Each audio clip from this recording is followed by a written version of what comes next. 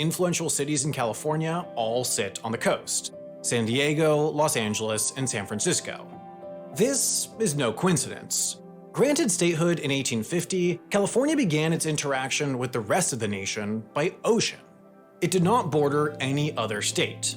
The next nearest was Texas. The interior was considered hostile, dangerous wilderness, but also just fundamentally lacked roads, so steamships would leave from the East Coast, snake through the Caribbean, and drop off passengers in Panama. There, travelers would cross the country by foot and horse and boat to get to Panama City, where they'd wait for another steamship to bring them to California. At best a 30 or 40-day trip, but incredibly, the fastest way to get from one half of America to the other.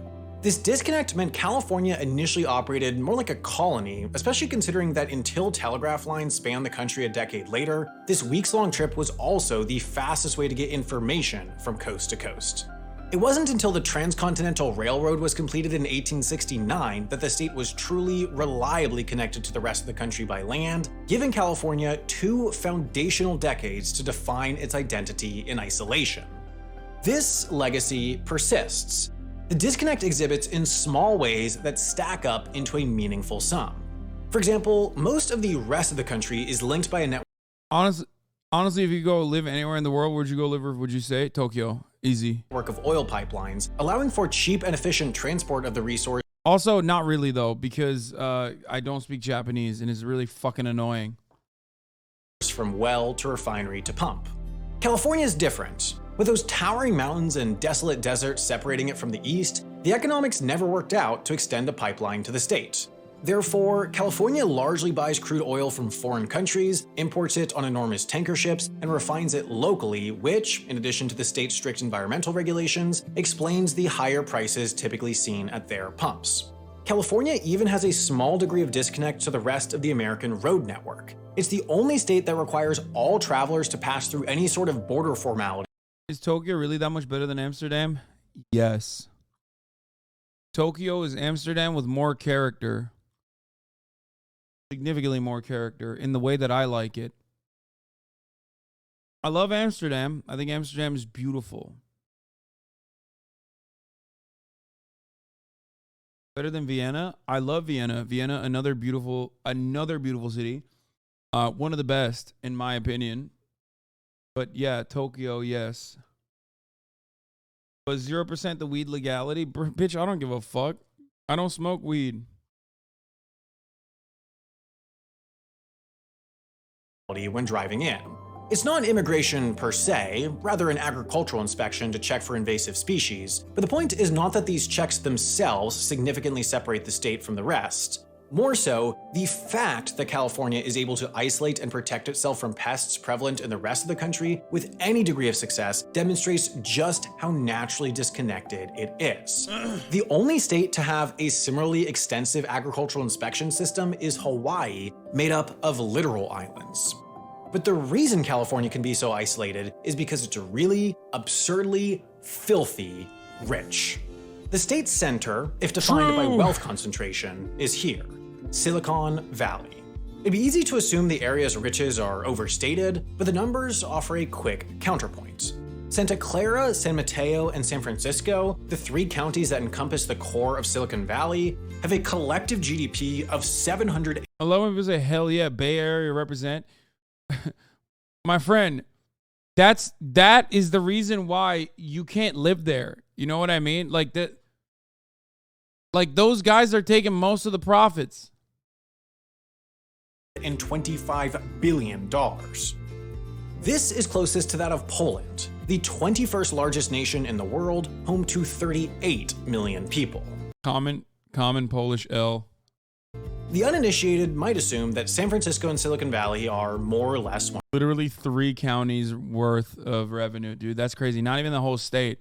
3 counties worth. Kurwa. One and the same. Sure, San Francisco has a big tech scene, but the major headquarters are distributed across the towns and cities to the south of it. Google is in Mountain View, Apple is in Cupertino, Netflix is in Los Gatos. What this means is that these titans of tech, some of the largest companies in the world, are headquartered in some rather small cities, 82,000, 60,000, and 34,000 residents respectively.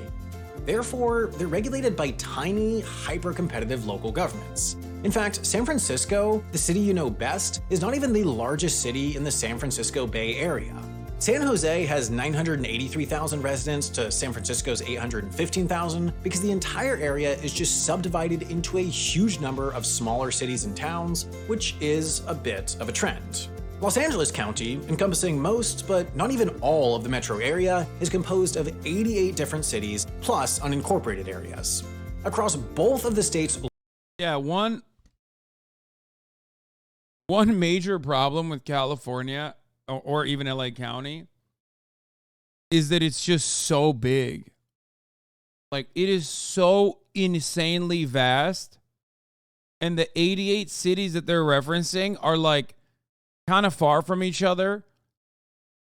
Like, it's just built like shit, really. That's it. I don't know how else to describe it. It is built like fucking dog shit.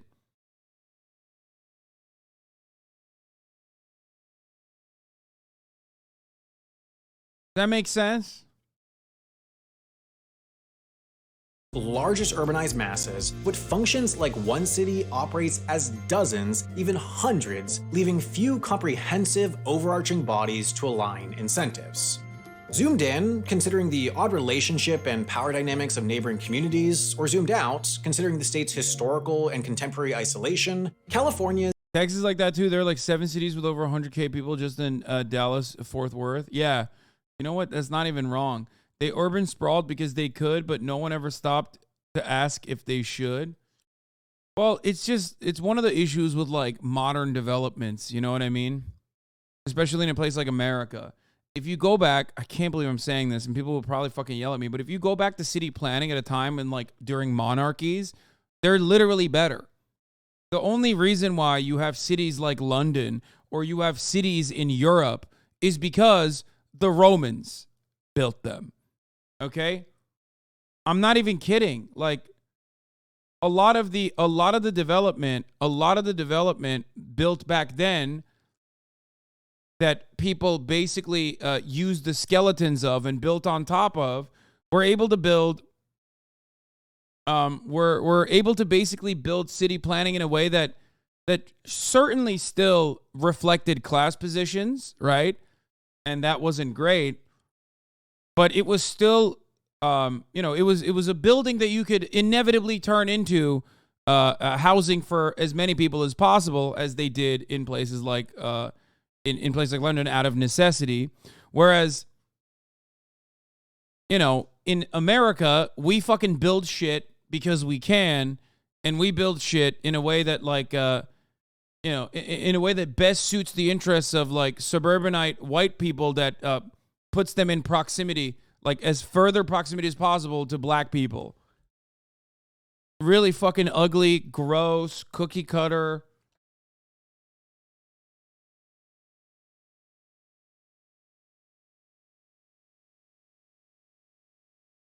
It's partially true after World War II, all those European cities that were bombed to shit changed the doctrine of American ways of car infrastructure and parking, like The Hague, but reversed it.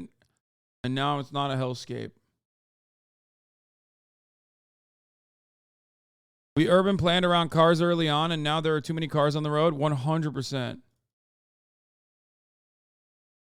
100%.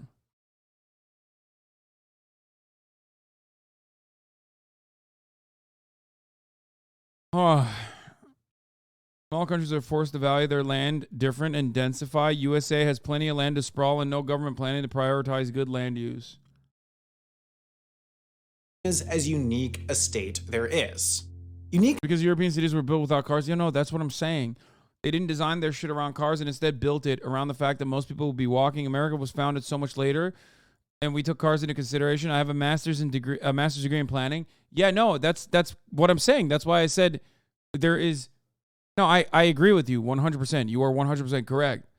And even in places where we did build cities for walkability in mind, we literally fucking ripped them apart so we could basically long dick the entire town with cars and infrastructure built around, or roads built around, vehicles.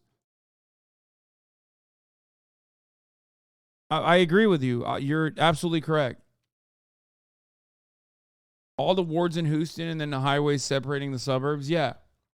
I mean, listen, I saw this meme on fucking Twitter, which I thought was really sick because it's like odd to see how easily someone identifies a problem. But it was like one of those like mega highways or whatever in Texas where there's like 11 fucking, you know, what do they call it? It like looks like not a spade.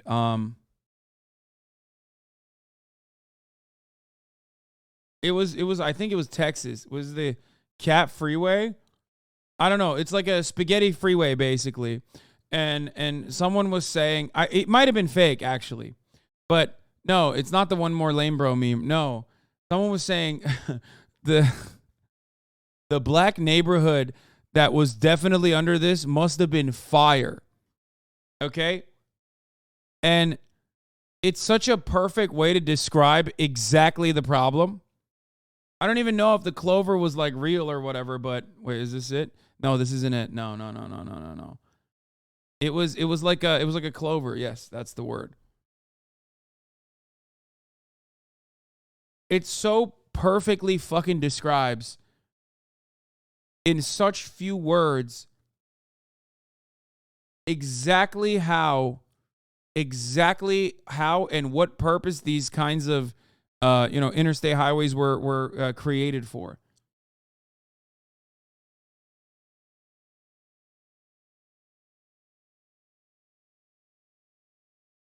I wonder if anyone can find it. Not like the actual version of it. Same geographical size. A highway interchange in Houston. Yeah, this was the image. And underneath it, someone was like, the black neighborhood underneath this must have been fire. Or must have been lit.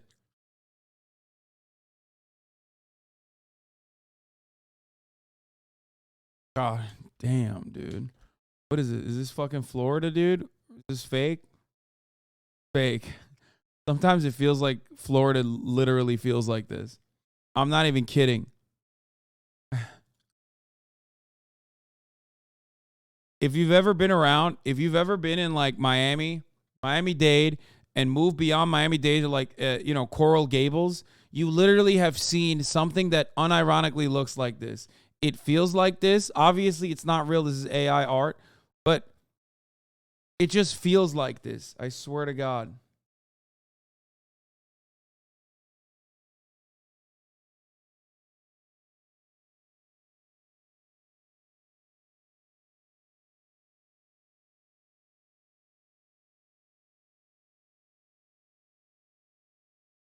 AI, that's Houston. I grew up there. What do you mean, dude? This is like impossible.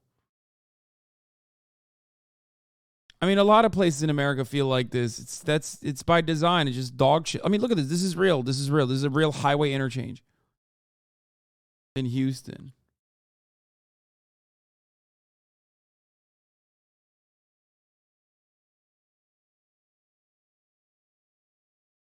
I get how people say stuff is ugly, but it really impresses me when I go through them. Like, humanity is able to make stuff like this is so monumental, and people just go through it everyday genius. No, I love infrastructure. Okay, when Marat was like, "Bro, let's go to the fucking mountains, do some off-roading." One of the things I loved was not like necessarily the trees or anything like that, but the water purification centers, and also those fat ass fucking beams that they put on top of mountains so we can, feed energy into Los Angeles County. I think that shit's fire. Okay? I love that. This, on the other hand, is gross. I love energy. I hate car-based infrastructure. Okay? Uniqueness has brought benefits, but uniqueness has also created unique problems and bizarre, sometimes convoluted means of solving them. Take homelessness. This is a hot-button, highly visible issue with complicated causes and largely theoretical solutions, so it's easy for conversations over it to spiral out of scale. A quick look at the statistics, however, makes one thing unmistakably clear. California's homelessness problem is uniquely bad.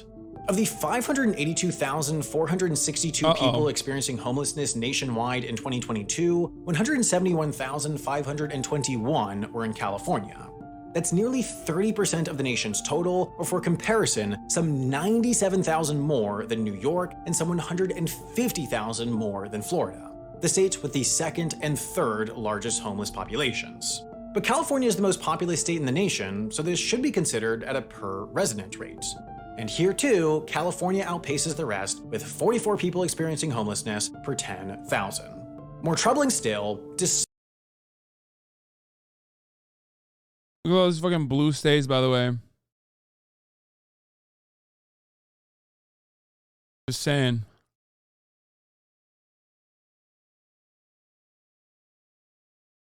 with 44 people experiencing homelessness per 10,000.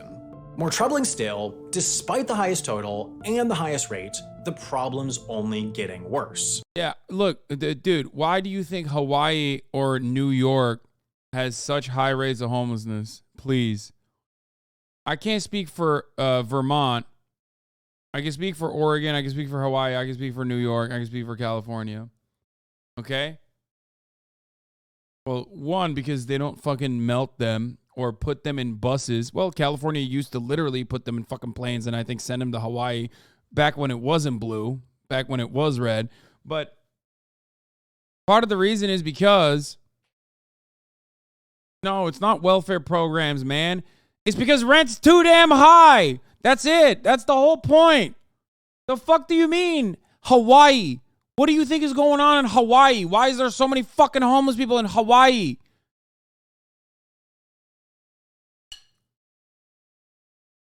At least in Hawaii, it makes kind of sense. Because it's like, you know, Hawaii kind of makes sense because there's limited amount of land.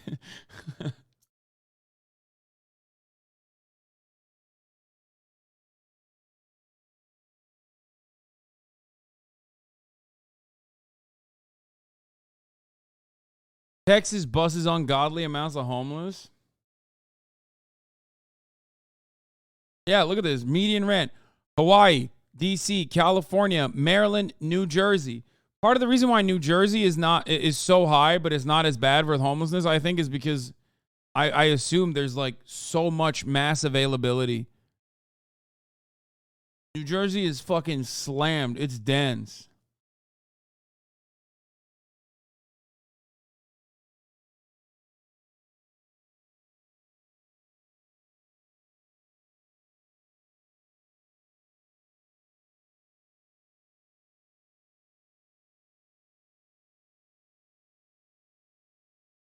I grew up in Hawaii. I remember when California was buying homeless people one-way tickets to Hawaii. Yeah.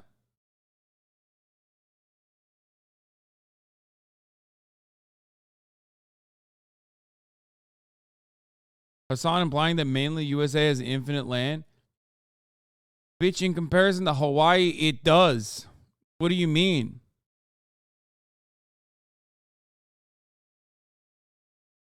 The United States of America, if it had the same like building density of fucking, what is it, New York? If New York's same density, like New York City's same density existed in the state of Texas, we could put like the entire planet in the state of Texas. Like literally. We could put the entire planet and house it inside of the state of Texas if it had the same density of New York City. The entire planet.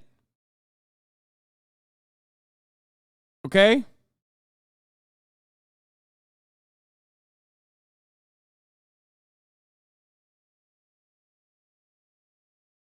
Can't believe I'm using a fucking Matt Iglesias take there, but it's true.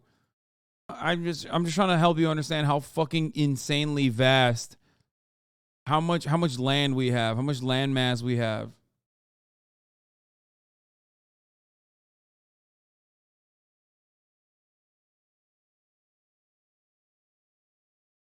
Vermont rates of homelessness are almost the worst in the country. Vermont shelters 98% of its homelessness, highest rate in the country. That's crazy. The state's housing crisis is the top agenda in Montpelier. and self-evident that most renters, employers, and first-time homebuyers, to say nothing nearly the 3,000 Vermonters currently sheltering in motels thanks to the pandemic. Vermont is the second highest per capita homelessness in the country, behind only California.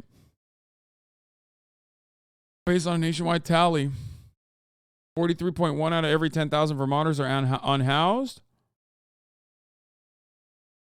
But Vermont is the lowest. Holy fuck.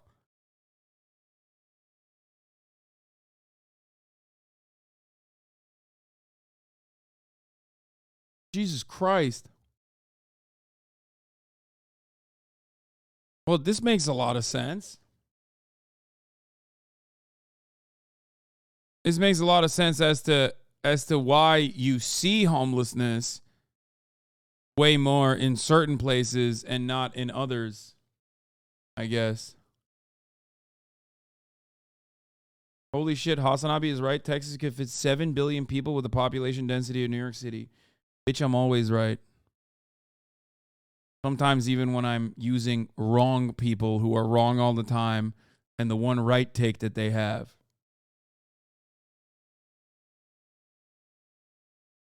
I 100% guarantee you their high rate is just because they're good at counting them all, because they shelter them all. It's probably not that high.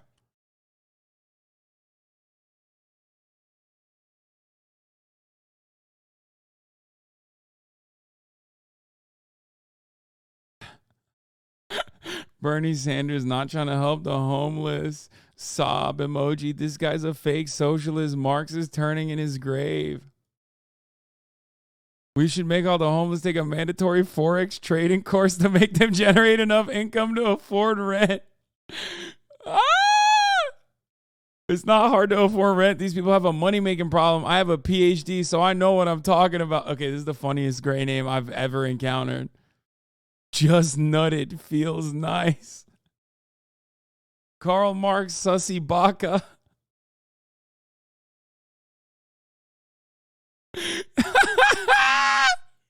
He said www.fortnite.com. Do you think the building structures of California is the think stopping me from picking up women? Wait, what?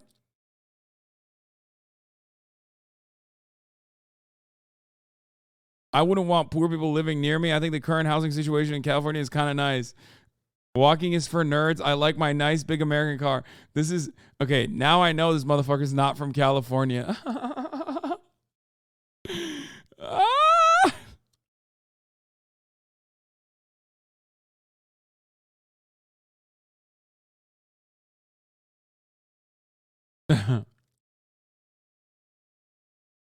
Yeah, this person is funny as fuck. Good shit. Yeah, you did get noticed because you're funny. Unlike all the motherfuckers in the chat that are unbearable all the fucking time. Okay, you were actually funny. Don't encourage them. No, I am encouraging them. Because they're not like they're not trying to be funny by being like racist or whatever. They're like actually funny.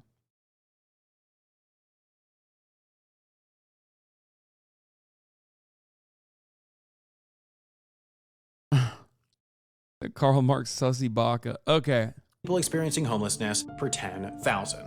More troubling still, despite the highest total and the highest rate, the problem's only getting worse. From 2020 to 2022, while 23 states saw decreases in their homeless populations, California's rose by another 6%, 10,000 people.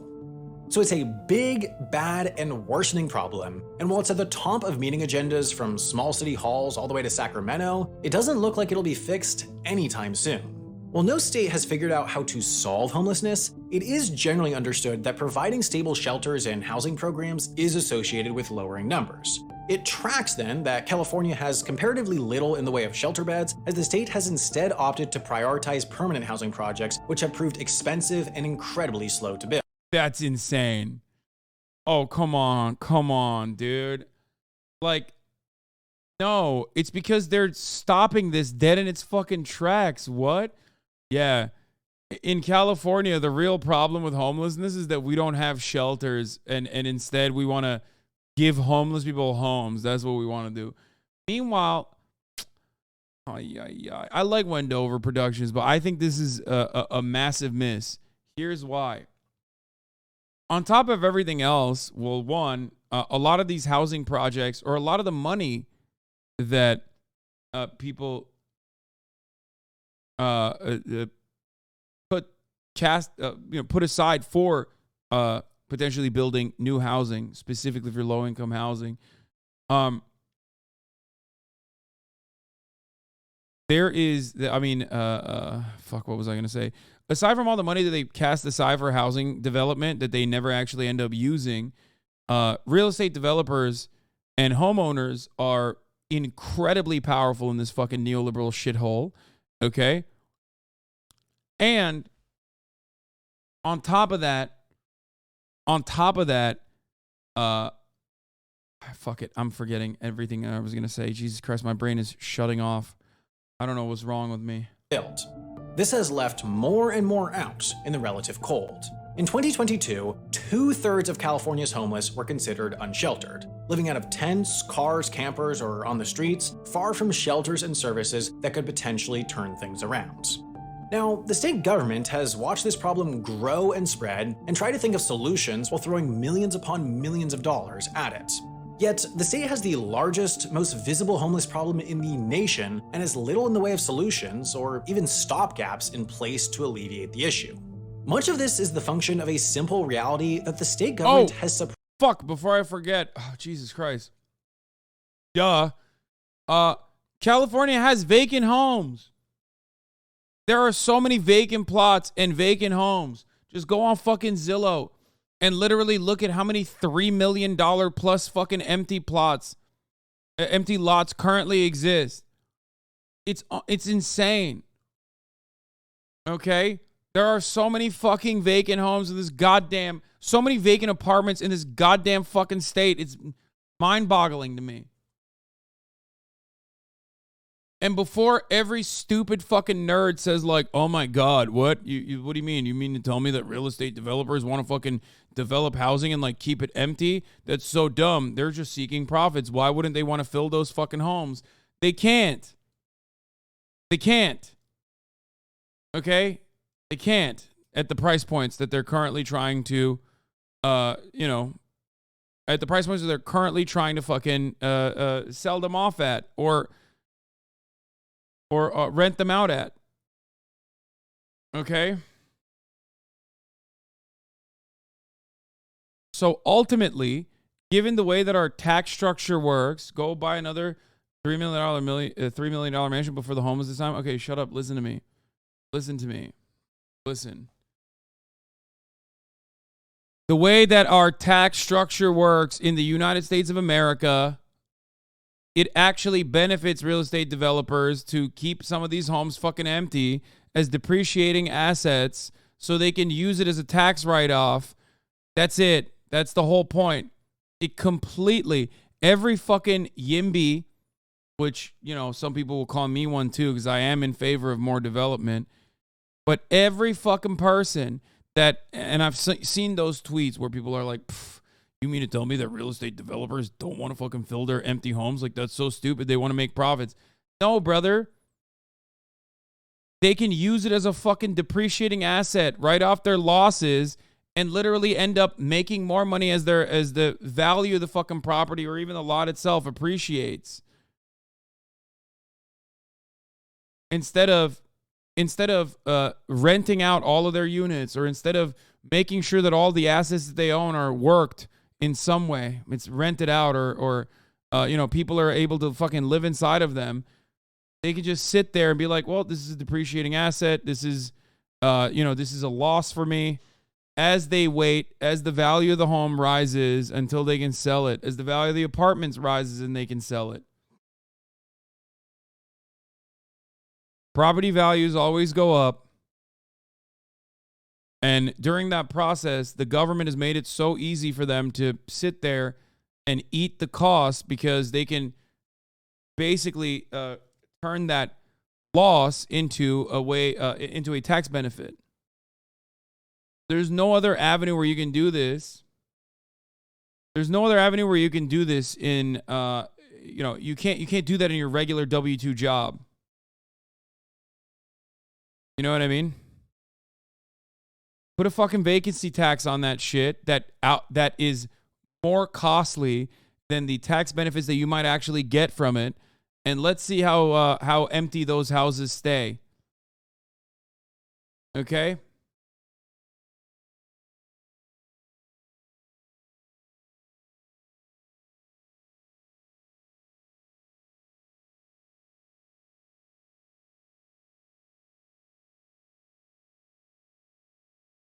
Surprisingly little control over. It's really hard to build in California. The difficulty in finding housing extends to everyone here. The state is in the middle of a housing crisis. But this isn't because of a faltering economy or meager wages. California, year in, year out, ranks as one of the highest average income states in the nation. It goes over just taxing empty homes and commercial real estate transactions too. San Francisco has passed taxes for this, but due to existing laws, the ability for those funds to actually be allocated to their intended destination, affordable and social housing, is largely up to more conservative mayors and not actually what the people want or voted for. That is the other side of what I was talking about, which is that there is so much money in this fucking stupid state. So much. What do we have, like a $80 billion surplus? I think it was like 50 by like more conservative estimates. I don't know. Okay. And we constantly are like, oh, well, here, let's add a new tax. Okay. Let's add up, $5 million mansion purchase tax. I voted for that. You know what I mean? Here, we'll develop a fund with that extra, 10% taxes through the sale and purchase of a, $5 million plus property. We'll be able to develop some social housing. And it's like, it never works that way. We don't actually ever end up, spending that money. Concepts like Project Room Key, which are supposed to take empty fucking vacant hotels and shit and turn them into permanent housing for homeless people, are profoundly successful housing first, housing first anti-homeless policies that every single part of the Chamber of Commerce universally disagrees with.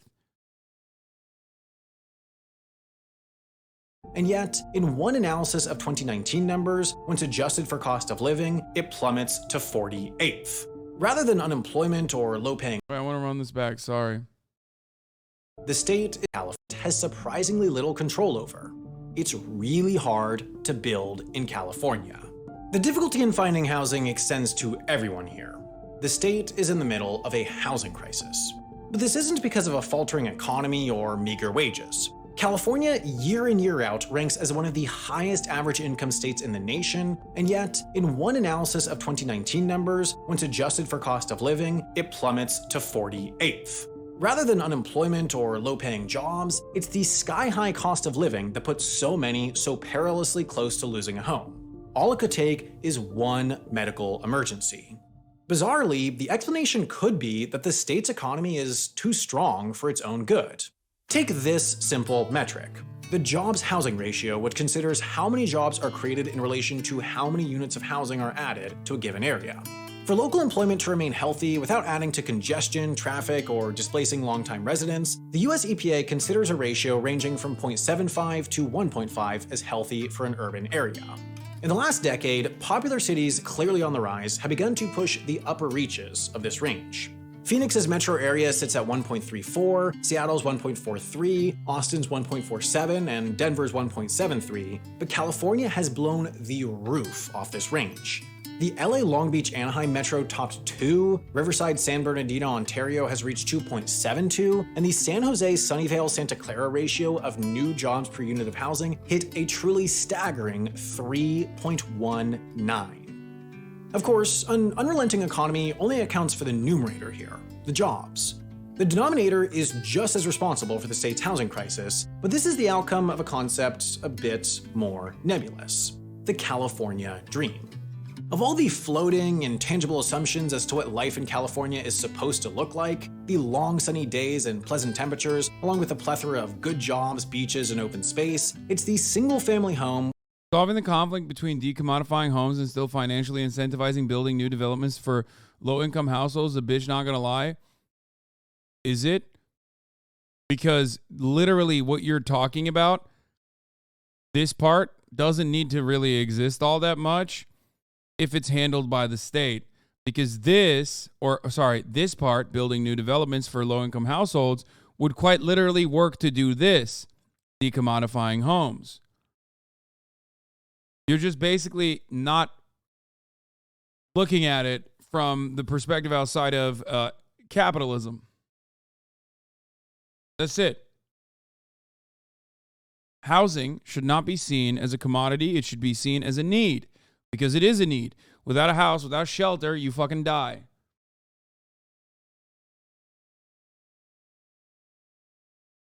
I did not see the new shootings in Denver. That's the issue. We can absolutely, and we must absolutely decommodify housing. And the best way to do that is state intervention.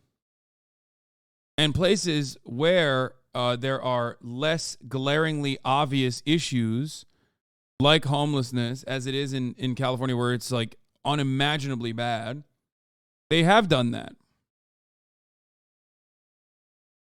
We have the ability to literally fix all that. It's just that we don't have the willpower. This goes for every single issue we are trying to solve within capitalism. Yeah. Terrible. With a lawn and perhaps a pool that's proved the most important, the most concrete, and currently the most controversial. And it's this core tenet that's causing such massive problems. Californians, after all, desperately want to keep what they were sold on, and they're willing to fight for it. No, I don't think it's like that. I don't think it's like the fucking American dream. No, I think the American dream was a way to package home ownership for Americans, which then very quickly turned into the American dream of like making money off of real estate.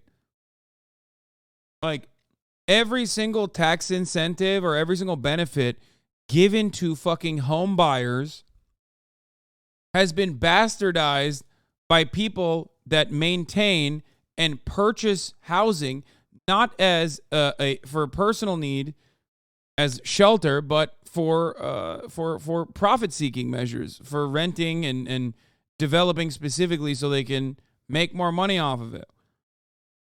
Just like student loans, sure, exactly. Every single amenity that the United States government offers to the American people inevitably gets bastardized as a money-making operation, even if the intentions originally are honest.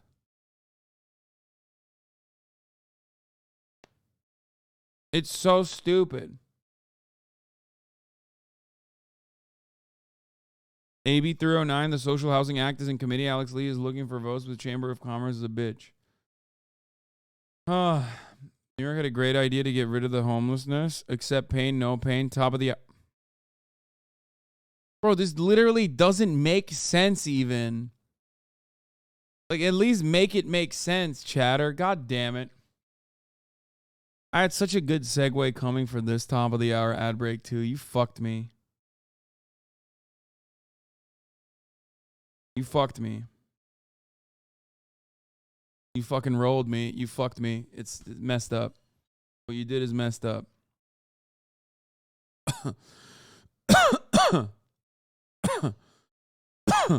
It's Dadaist. Anyway, yeah, people are giving a 9 out of 11 on this top of the hour ad break. I see. Anyway, here's the 3-minute ad break now. If you no longer want to see those ads, all you need to do is subscribe, which you can do for $5 or for free.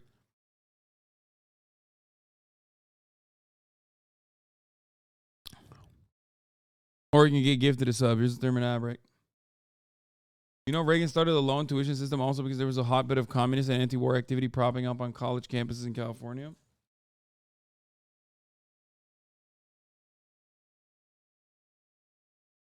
Do you think that making it illegal to own more than a personal home and outlawing landlords completely would help solve the issue in our current state? First of all, that would never happen.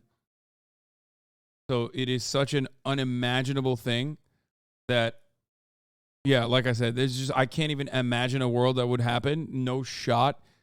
You would literally have a fascist, like homeowners association revolution in this country. Not a revolution, but like a rebellion, a counter-revolution. You kidding me? Remember the McCloskeys, like the fucking wife and husband, the lawyers with the AR-15s? Like every suburb would look like that. filled to the brim with like the McCloskey style suburban counter-revolutionaries armed to the fucking gills.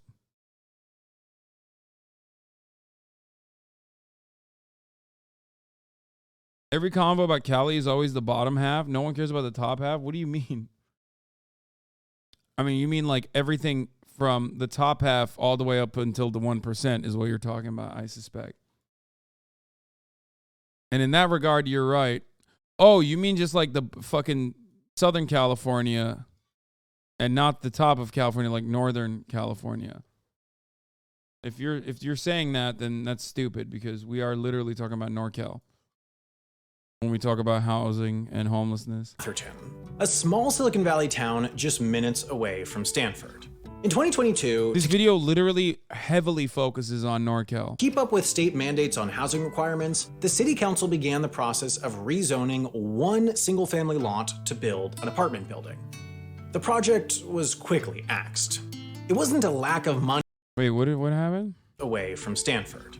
In 2022, to keep up with state mandates on housing requirements, the city council began the process of rezoning one single-family lot to build an apartment building. The project was quickly axed. It wasn't a lack of money or a lack of municipal will. It was axed because the city's most influential, powerful executives and even basketball player Steph Curry banded together and pressured the city out of it. What? To them, the project would hurt their property values, cut off their views, change the character of the community, and create more traffic. So the project and its 16 units of desperately needed housing died on the vine and forced city planners back to the drawing board. LeBron would never do that. LeBron would build an apartment. High profile. LeBron would literally build low-income housing with his bare hands, dude. Straight up. I said it. LeBron better. It's true. You know it's true. You fucking know it's true, dude. You know it's true. As those in Atherton, this happens all the time, all over the state. Here, the city government decided to designate itself as a...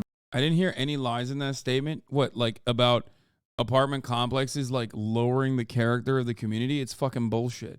And before everyone... Oh, yeah, hell yeah. By the way, before anyone says like, Hasan, you live in a fucking single family home or whatever. Yeah, bitch, I do. And guess what? I have no issue with fucking apartments all around me, okay? Suck my dick. West Hollywood has mixed zoning. So there's plenty of fucking apartments, even though they are not relatively affordable. Let's be fucking real. So unless you tell me to knock my house down and like build an apartment complex and then... build an apartment complex and then, what do you call it? Fucking become a landlord. Shut the fuck up. Expensive, mid-ass apartments. Oh, it's so bad. It's so fucking bad. They're literally dog shit like 1935 developments that they haven't improved at all because they can get away with it. It's so nasty with it. And yes, you have to pay fucking at least like $2,000 plus to live in a goddamn studio that hasn't been improved since 1937. In my city, it's more units means more traffic. There's no fucking traffic in the city except for like the 4th of July. But that's how they stop every development. Mountain lion sanctuary, which was odd, but conveniently allowed it to forego new housing development. Here, in 2019, construction on a 154-bed shelter broke ground only for Venice Beach to sue the city of Los Angeles to halt construction. Here, residents of San Francisco's Embarcadero area did the same, suing... By the way, this is what okay, this part is true and very real. And yes, Wendover Productions is absolutely nailing it here. This is literally it. This is the main reason, okay? That's it. He's right. I'm glad that he got to this part. It's like we have vacant homes that we could be utilizing, sure, but that's only part of the problem because where are the vacant homes? How expensive are the vacant homes? How are you gonna utilize the vacant homes? These are all policy problems. Except on top of that issue, they literally don't even want you to build shelters, which is not even a fucking solution. It's a Band-Aid. And they don't even want you to build any apartments in general, which again is so stupid. And it's because wealthy people literally get together, band together and like lose their fucking shit. They stop every kind of development dead in its goddamn tracks. So even if there's actual money that you could be spending, even if in a longer timeline, less homeless people in the street would be more beneficial for your real estate prices, okay, or your overall quality of existence, which ironically is not even the first reason why you should want homeless people to not live on the fucking streets, by the way. But even if you're a goddamn freakazoid who cannot comprehend that this human that's like literally shitting on the side of the road is a human being, okay, who once had dreams and wasn't so fucking brain broken from a lack of shelter for many, many years and traumatized through existing in that regard, okay? Even if you don't want to think about all that shit, that's the best and most effective and most permanent solution to the homelessness crisis. It's literally beneficial. It is beneficial. These things are beneficial for the rich people who constantly fucking complain about homelessness, but they want the other permanent solution, a final solution. That's what they want. That's the whole, you know, that's what they would get if they had, you know, if they could get away with it. The city over establishing a 200-bed shelter in the same neighborhood. And across the larger Bay Area, those who want California to stay the same low-density California of old have created their own organizations, councils, and committees. Better Cupertino and Palo Alto for Sensible Zoning, to name a few. This isn't just a fringe. More and more, anti-density proponents are winning local elections. All of this is, after all, in the local interest. If one small town has enough power to push the problem over to the next, clearly a constituency will opt for that over something that could damage their property values. The state has the money and the interest in solving its problems with homelessness and housing shortages, but can only do so much when powerful local governments resist even the most minor of zoning changes, and these— What is this, Doug? You should build a city with us? My friend Parks. City Skylines, but I elected Twitch chat as mayor. I fucking love this concept. Down long term. Ladies and gentlemen, I want to introduce you to our new mayor. They are. Wait, did he actually, is there like programming necessary to make this? Because if that's not the case, if I can like do it with ease, I would literally fucking do this. This seems awesome. Holy fuck. I'm gonna hit up Doug to see if we can do that. He made a program? God damn it. I don't know how to fucking programming. I just like playing a video game is already scary. I'm gonna hit him up. Fuck. Let me.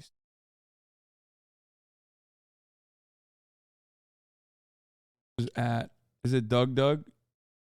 Doug food?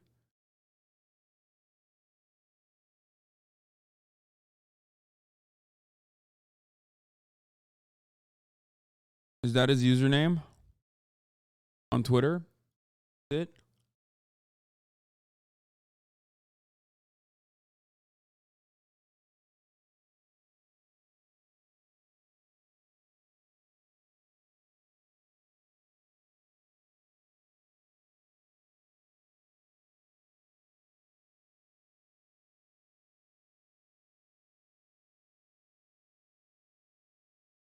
Okay, I followed him.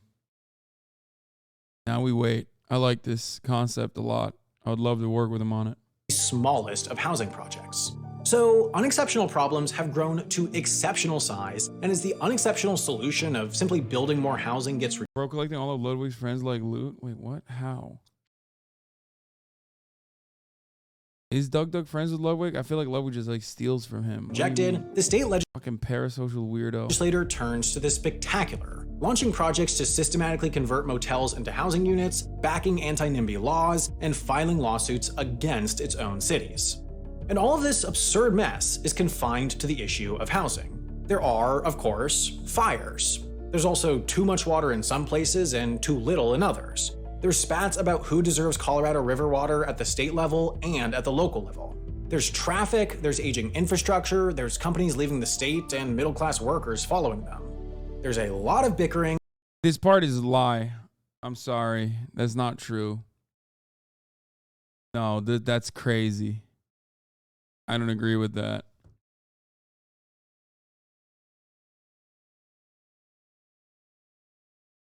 I don't agree with that at all. Like every single thing that he brought up, like all of these issues are literally in every other state. Okay? But the one aspect of it where he's saying like, oh, companies are leaving the state and middle class people are following those companies, he's not right. He's right. I live here. It's nuts. Bitch, where do you think I live?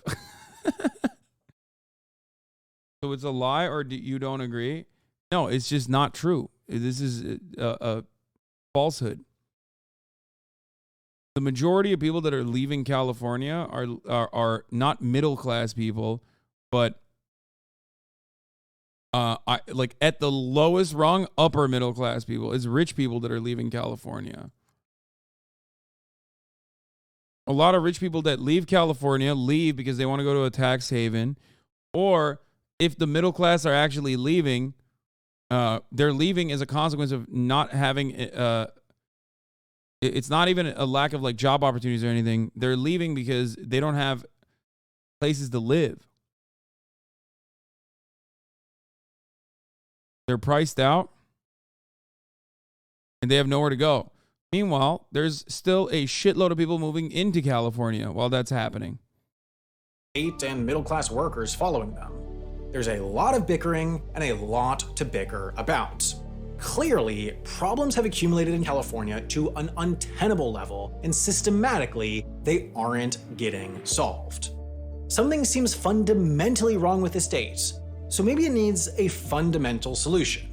Maybe California should just be a country. It sounds ludicrous, right? Of course California can't become a country. It would never happen. Congress would never allow it. But perhaps the point worth focusing on is how much less ludicrous it sounds when considering the argument.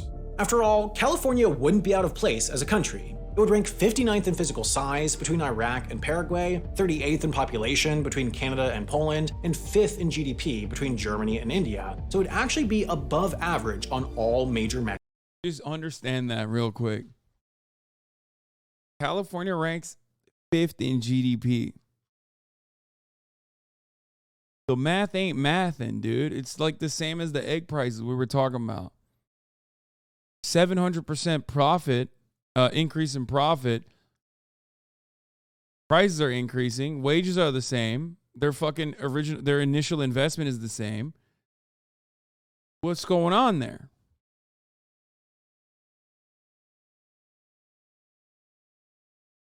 Metrics of scale.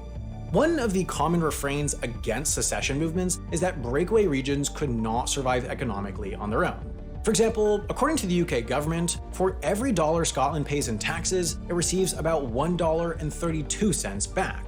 The country would have an immediate and dramatic budget deficit upon full independence. This fact undergirds some of the strongest hesitancies among Scots themselves on the matter. Shit. But California is different. In 2019, before the pandemic skewed the data, the state received just 97 cents back in federal spending for every dollar it sent the federal government. This put the state, each year, in a small camp of around 10 that received less than what they gave, while others, like Mississippi, Kentucky, and West Virginia, consistently received more than $2 back for every dollar they sent. Of course, this is by design.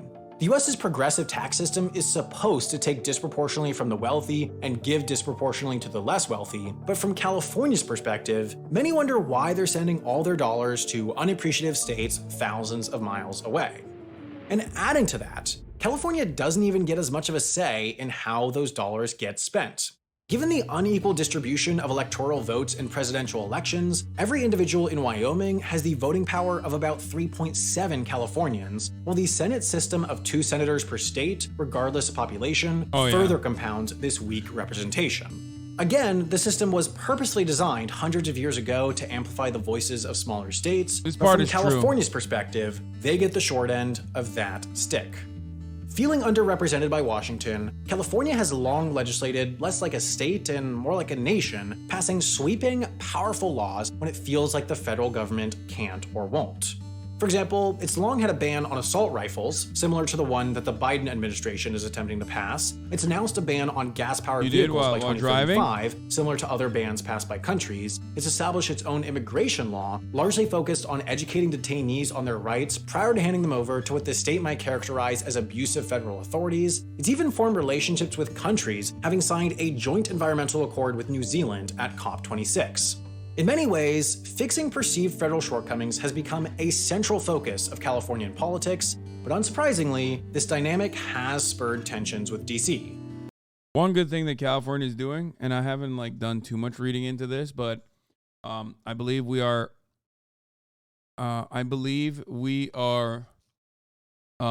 producing our own insulin soon. So there is that. But again, California has a lot of wrong, especially when you talk about housing. One of the worst. Holy shit. I mean, that's the major issue that needs to be dealt with. Passing AB 257 fast. Food labor bill was huge.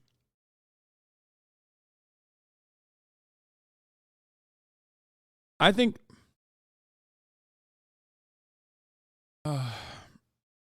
the gas price gouging thing, yeah, there's that too.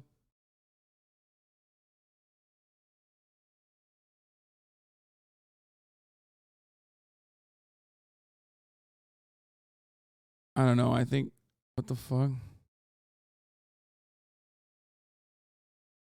What are you doing? Why are you having this conversation with your friends and then sending it to me?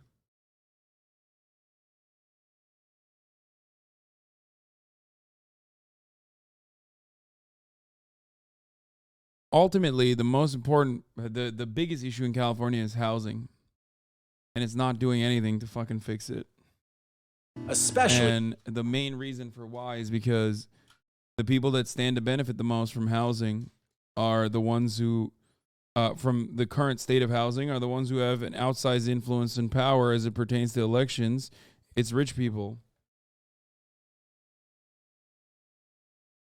If California literally fixed its homelessness problem and fixed its housing issue by building more affordable housing, public housing, socialized housing, okay, it would literally be the number one state. It'd be the number one country to live in and of itself.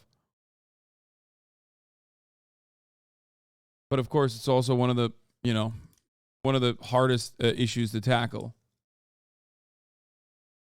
When federal power sways towards the right. There certainly is not. Actually, that's not true. Then also on top of that, not you suggesting more public housing? What do you mean more? What do you mean more public housing? Where is the public housing in California? Where does it exist? You mean Section 8? Where? Any. I didn't say more. I said any. Okay? That's number one. Number two, it doesn't end there. Obviously, one of the major problems in at least Los Angeles is also a lack of adequate public transit. The city is not walkable. That's a huge issue. Okay. This person also said California is better than your state. Just accept it. California is my state. I pay a shitload of taxes here, my friend. This is just me demanding a return on that. Zoning issues. I live here too. No, I don't think that that's the only issue. That's one component, certainly, but not the only component. Not the political will for California secession right now, not even close. But if there was one big perceived encroachment on California's rights, a knockdown of their assault rifle ban or a nationwide abortion ban, one could imagine that political will accumulating quickly. But it's still a largely moot point because it would almost certainly be fixing a problem by creating a bigger problem. As much as California might be held back by sending dollars to Washington or sitting subject to its laws, the state is massively buoyed by its inclusion in the largest economy in the world. Removing itself from the US would have dire economic consequences that would surely outweigh any gain. Perhaps the closest equivalent is Brexit. Then let them leave. Affordable housing has been around for decades and done nothing. I lived in low-income housing all my life. It just put me in areas where everyone was richer than me. and we still couldn't make ends meet. The issue is so much more complex than your solutions deal with. What?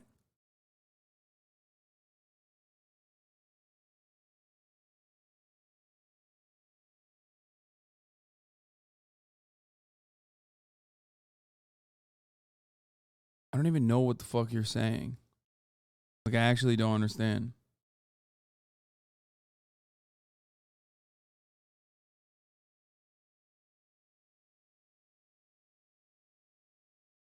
Are you saying poor people should just leave?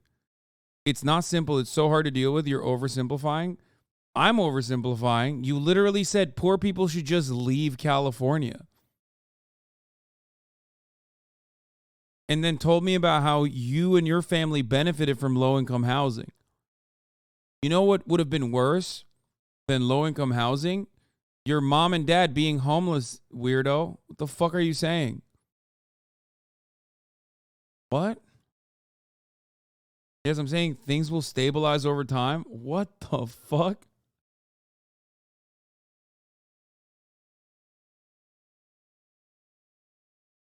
Okay. First of all, that's not true. You want to know why pushing homeless people aside, like pushing them away, further and further away from Los Angeles, is not actually going to solve the homelessness problem? Because the number of homeless people keep growing. You want to know why? Because people are constantly getting priced out of the housing market. So if you don't tackle it on that side of the issue, there's no way to tackle it at all. Also, you said you were a poor person living with rich people and you hated it. So you think it's better off for people to just like leave? I don't understand. Who's going to do the jobs? Who's going to do the jobs? You think there isn't need for people who need who need to live in low income housing that will still do certain jobs that people will never pay more money for?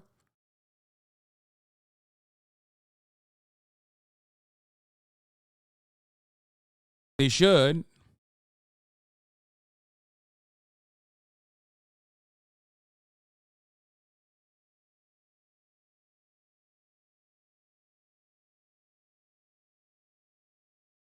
I'm a homeowner now. I've been on both ends. Yeah, I can see your survivorship bias fucking seeping through as you type on your fucking iPhone.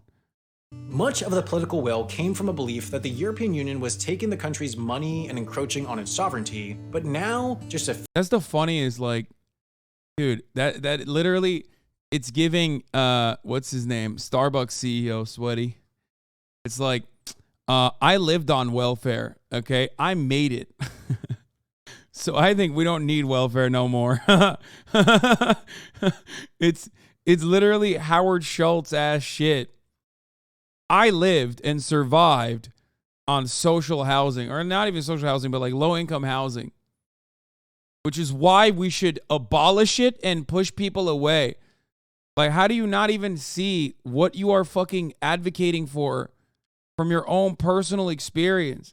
That's not at all what I'm saying. You just said poor people should just leave LA. A few years on, with mounting issues on trade and travel, public opinion has shifted decisively towards regret. Most agree that removing the UK from the world's third largest economy was not the right move. Public opinion on Californian independence has never neared a majority, but there have been enough fringe movements seeking secession that the question has been included in legitimate political polling, reliably demonstrating surprising support for the idea. Between 14 and 32% of respondents were for Californian nationhood. In fact, in one poll run by a Stanford-affiliated think tank, the 18 to 29 demographic responded as 36%. Bro, this is so funny. I mean, companies should spread out and allow poor people to continue to live there.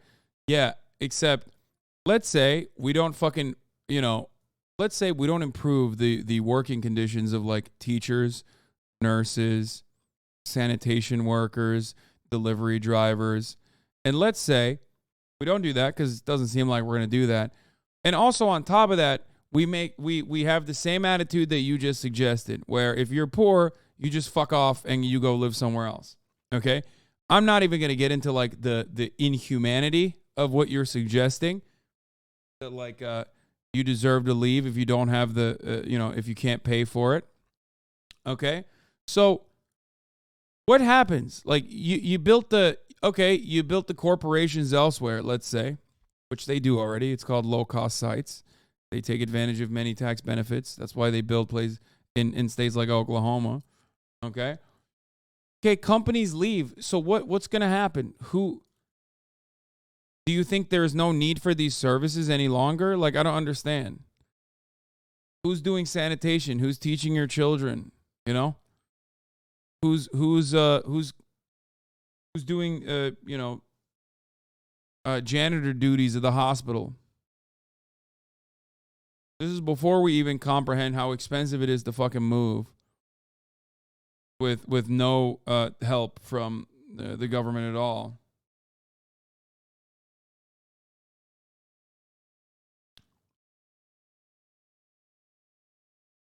Like who's doing the jobs that keep everything going and moving? You know what I mean? Yeah, who's picking the vegetables and the fruits, honestly?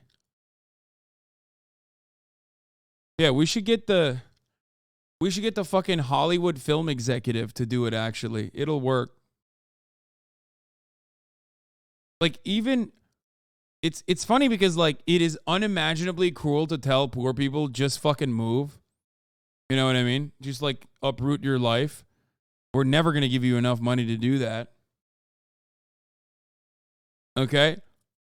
But like, even if we were to do that, even if we just like sidestep that cruelty, the inhumanity of your suggestion, who's going to do the jobs? Stop saying I told poor people to move. I'm saying that all companies that threaten to leave just should. We shouldn't tie them. Wait, what? You're not talking about that. You literally just said you got to be better about actually sourcing evidence when you insist something is wrong. Stop just claiming. Find evidence. If you're going to call someone a liar, then find the evidence. I live in San Diego. Same issues here. Yeah, not everyone could just say they are fine with their houses devaluing. People are locked into 30-year loans. Yeah, I wonder what changed in your material realities that cause you to literally take the fucking reactionary NIMBY-ass stance that you're fucking suggesting in the chat, going from a motherfucker who lived in affordable housing with your families to one who actually owns a home. You literally are describing exactly what I'm talking about with respect to homeowners in this fucking state. Okay? And this guy doesn't even rent, I assume. I suspect he doesn't rent out his house. He's not even a goddamn landlord. He's just a homeowner. Every single homeowner operates like this. They think their value, their home's value appreciating is profoundly important for them. They don't want their home value to depreciate. And there's truth to that because, they're on 30-year loans, right?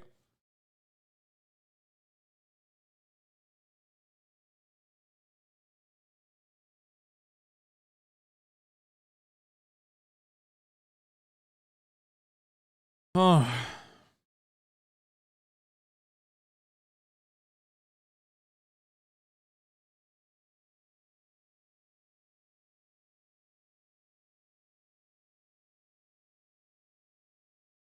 Chowder said if corporations are going to threaten to leave, then let them leave, not poor people. Okay, but you do realize that one aspect of homeownership means not having a permanent growth strategy, a permanent appreciation strategy on home values, okay? And as a homeowner, he's saying that that's unacceptable, that shouldn't happen. So he's literally making sure that there isn't more affordable housing available.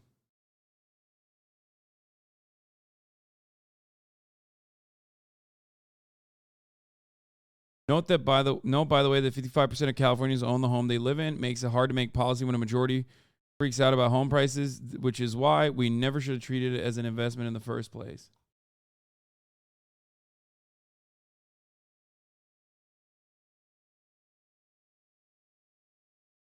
It's the poor people that get priced by keeping certain tech sectors here.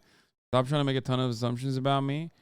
I mean, you're already mentioning like what your interest is. You said that you don't want your home value devaluing.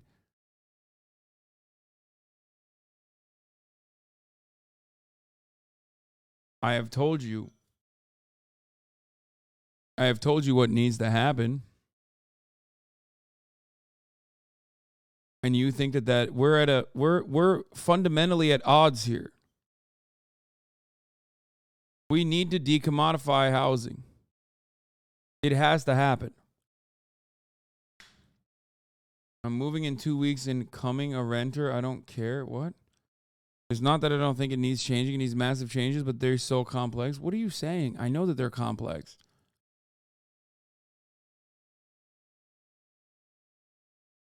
I mean, I get it.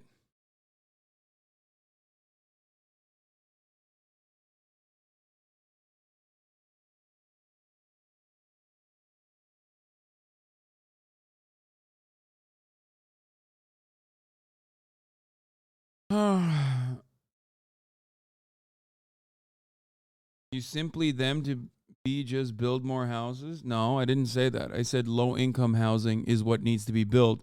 And then you said, I lived in affordable housing and it's been around for decades and done nothing.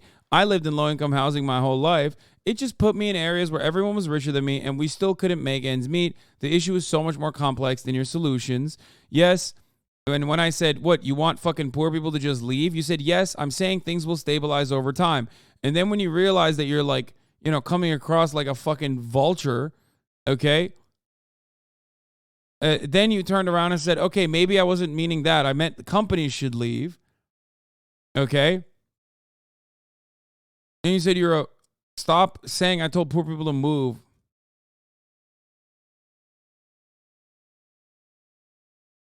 Not that I don't think it needs changing. It needs massive changes, but they're so complex. You just keep saying they're complex now. Dude, 100% bought at the peak and is freaking out.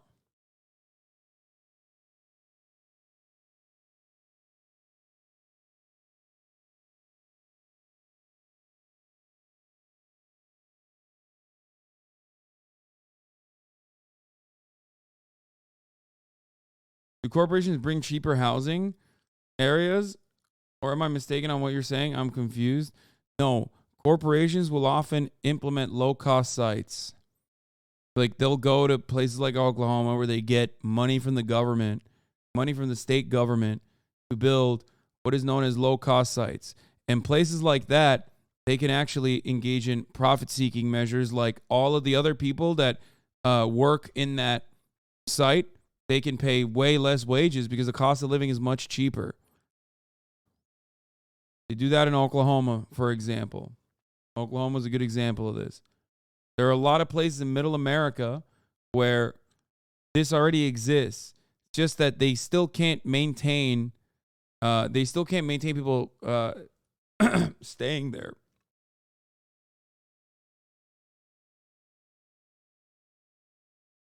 But even then, that doesn't solve the issue that I'm mentioning. There are millions of fucking people that live here.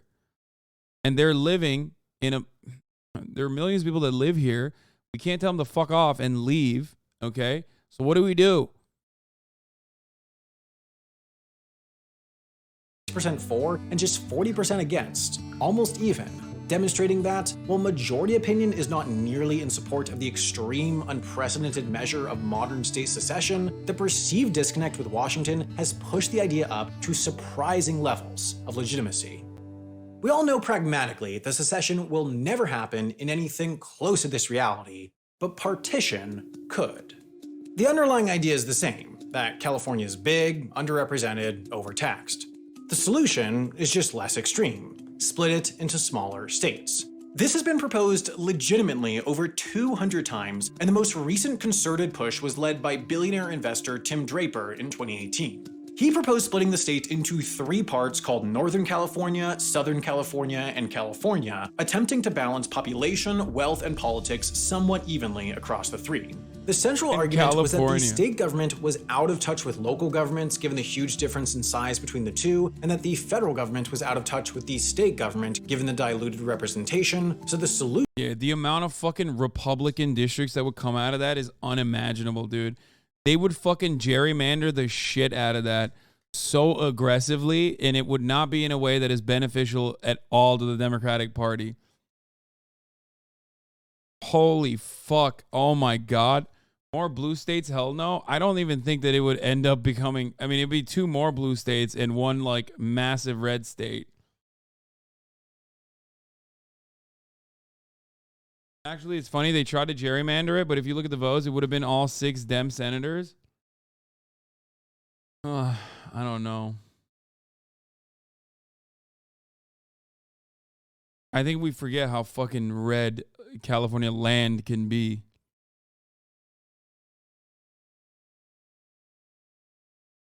You know what I mean? Solution was to reduce the size of the state and also, given the 2 senators per state system, give more powerful federal representation to the population. The argument was persuasive enough to generate far more than 367,000 signatures necessary to put the question on the ballot, but before Election Day, it was struck down by the state Supreme Court on constitutional grounds. Even so, it probably wouldn't have passed. Polling showed its support between 13 and 17%, but even if the state did vote for it, it'd then be up to the federal government to approve such a split, and the federal government would almost certainly never approve a split. Democrats would balk at the fact that it would fracture a strongly Democratic state, Republicans would balk at the 4 additional left-leaning congresspeople it would send to DC, everyone would ask whether it'd be too dangerous a precedent to establish. So the big solutions aren't reasonable, and these small solutions aren't working. Perhaps the answer is that California is— It's funny, like, people literally forget that California was a red state, dude. Like, California gave 2 major fucking Republican presidents. 2 of the worst. Well, one definitely, like, objectively one of the worst. Like, Nixon and Reagan both came from California. California gave us Reagan, man. I think people just forget that all the time. Like,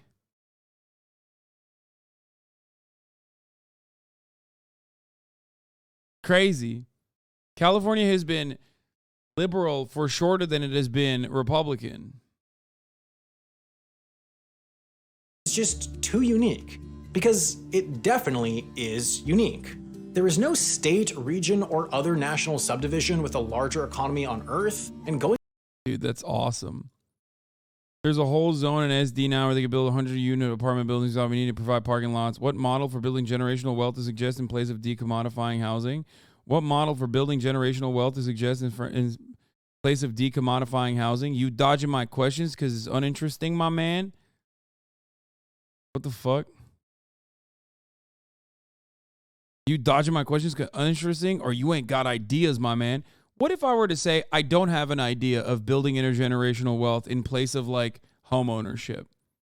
Okay, what if I were to say that? Okay, what if I were to tell you I don't care, that I don't think that we should be relying on intergenerational wealth being built from home ownership and instead decommodify it so thoroughly that it doesn't even matter?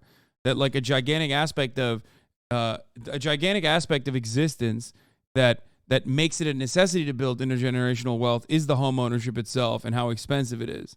What if I were to tell you that? Or even if I don't have all the fucking answers. You know what I mean? Like, what do you think is happening in a country like fucking Austria? What do you think goes on there when in a city as densely packed as fucking Vienna, 65% of the homes are publicly owned? What happens there? You think there's no rich people in Austria? What do you think that people are just like suffering there dramatically? Do you think that it's more utilitarian to cut off that aspect of intergenerational wealth development and at the very least make sure that there are less homeless people? I don't know. That's a good idea, I think.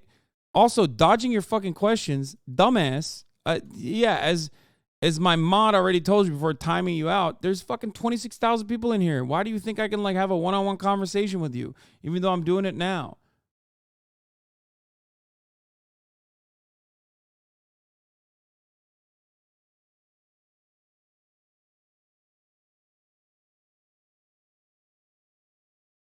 What you're saying about intergenerational wealth this way, or generational wealth this way, is literally just the opposite version of what TikTok landlords say all the time. Just buy a home, forehead. The only way to fucking build generational wealth is buying a home, stupid.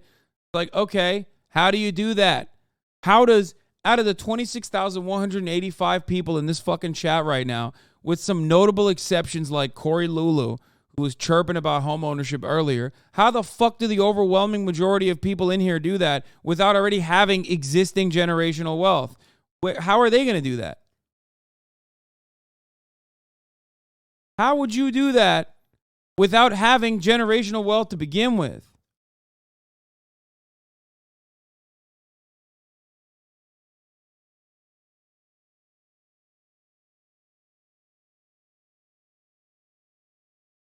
Oof.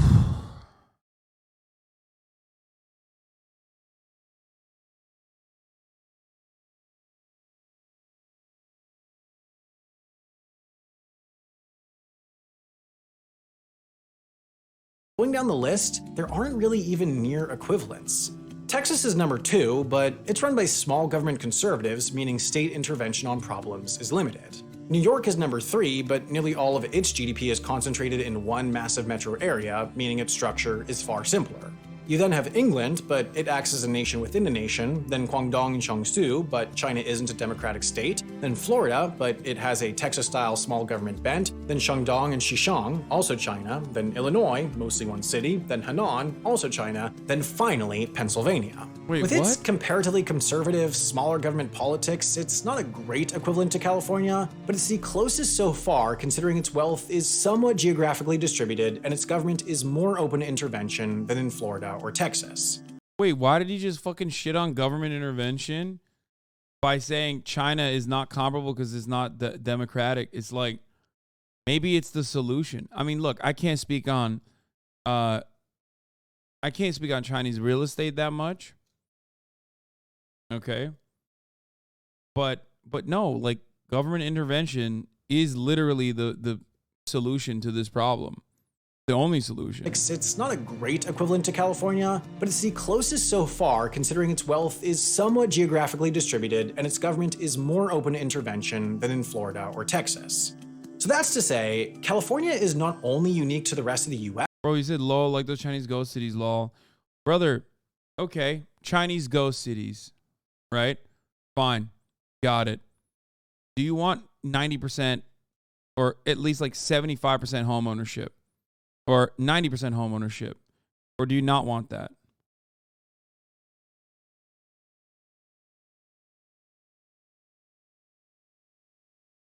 Also, where are the fucking ghost cities now? I don't even know.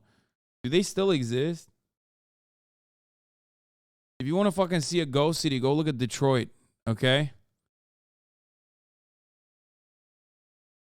I actually don't know. I'm asking. Like, look at this shit. China has a almost 90% home ownership rate.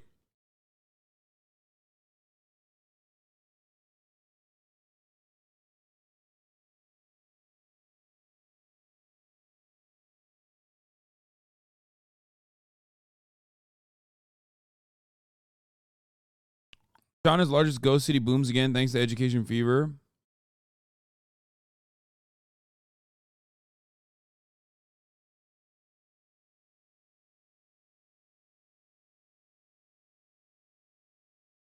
Detroit is overplayed. They have a fucked up shit on half of the city. The rest is normal.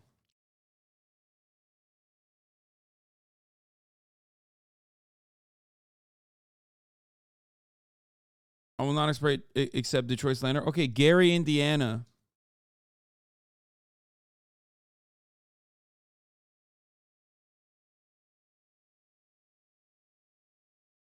In America, there are literal ghost cities, and ghost in the sense that, like, not that it was like built and no one fucking frequented it, but ghost in the sense that like it was alive and then killed, and now the ghost haunts it. You know what I mean? Like real fucking ghost cities.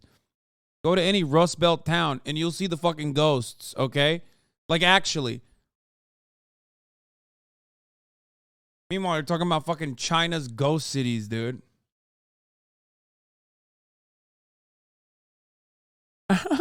This guy said, stop looking at the China booth. This is continuously your worst take. Everything else I agree with you on, but you were so wrong about China and their government.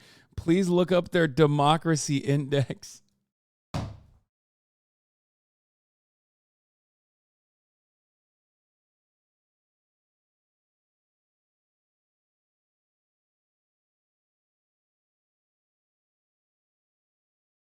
Bro, he said look up the democracy index, dude. Oh, well, I guess you're right. You're right. They got little democracy. We on the other hand, our democracy is so high. Like we're fucking killing it on the democracy that we have here. Like, how do you agree with everything else I say if you think that like how you don't agree with anything I say if you're going to pull some shit like look up the Chinese democracy index? Like, do you just come in here every day and don't listen to anything that I'm saying with respect to America's supposed democracy?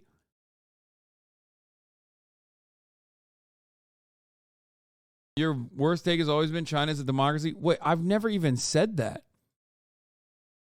I didn't even say that. But to be fair, I don't think America is a democracy either.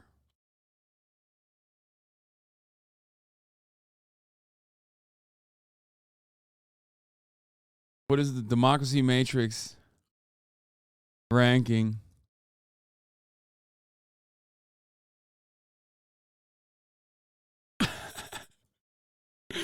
We can't even we can't even do well we can't even perform well in our own metrics that we made, dude. That's awesome.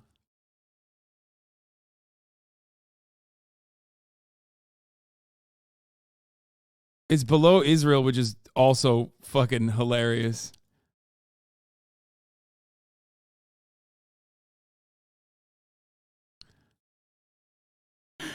Where's the Chinese democracy index? Where is it?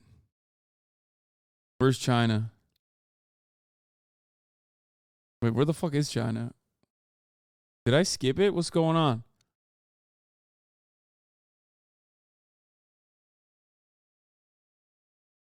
Oh my God.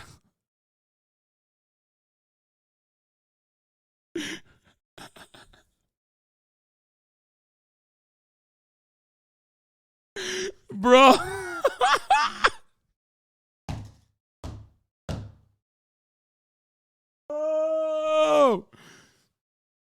Oh, yeah. Bro, it's below. It's below Somalia. Palestine is 160. Wow. It's nice of them to recognize Palestine / West Bank, only to put them at at the bottom of the list. Wow. Perhaps they deserve being existing under an apartheid state. You know, they hate democracy. Oh, I love this, dude. Thank you. Wait, Palestine, Gaza. Oh, they even separated it.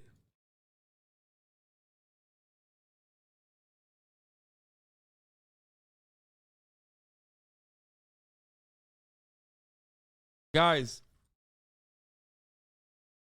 would you be shocked if I told you that the world's largest open air prison that is just basically a bunch of like under 20-year-olds living in fucking bombed out buildings? that has no like access to water that's being controlled or electricity, all of that's being controlled by an apartheid state that wants to fucking ethnically cleanse them, is ranking very low on the democracy index.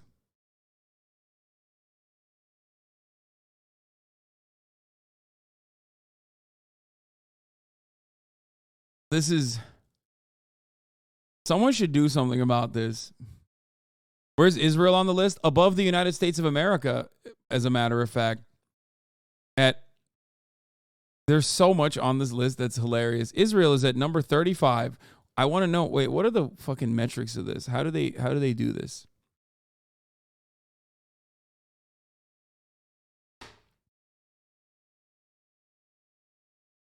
Conceptualization, elaboration of democracy, operationalization, aggregation.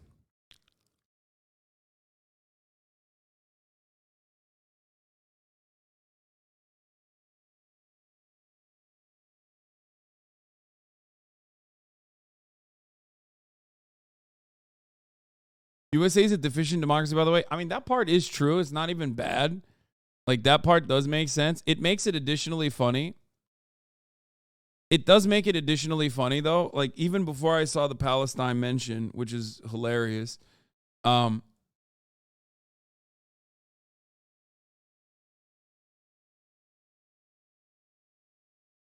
logs from the anti-China. Is peace stored in the balls? I mean, that part is... That's a good question. These are productive questions.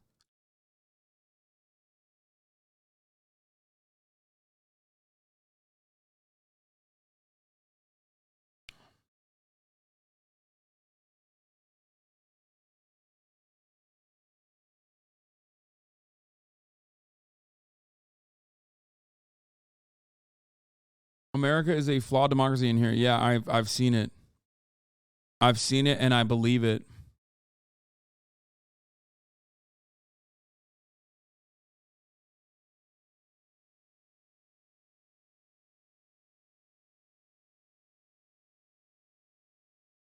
Wait, I want to know where China is on this list.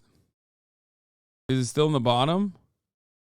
Afghanistan is the worst now. Myanmar, second worst. North Korea, third worst. Central African Republic. Syria. Democratic Republic of Congo. Damn, China has made it up the list a little bit, dude. Damn. Do they still classify Palestine separately? Cuba is a 139. Vietnam is 138.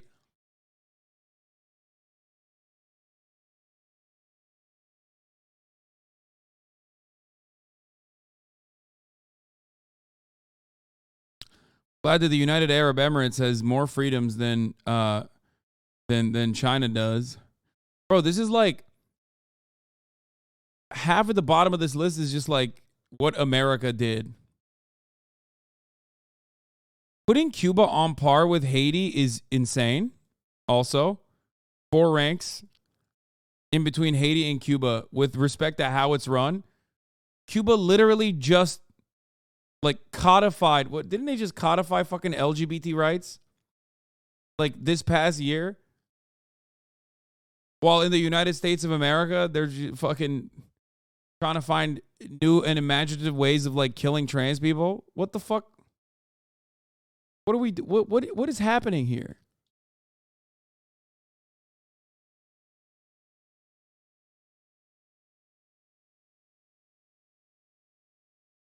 Isn't it wild that Vietnam is low? Is that low as well? I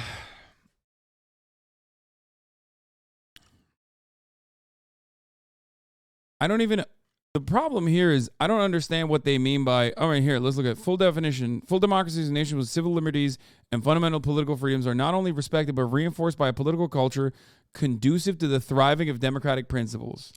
These nations have a valid system of governmental checks and balances, an independent judiciary whose decisions are enforced, governments that function adequately, and diverse and independent media.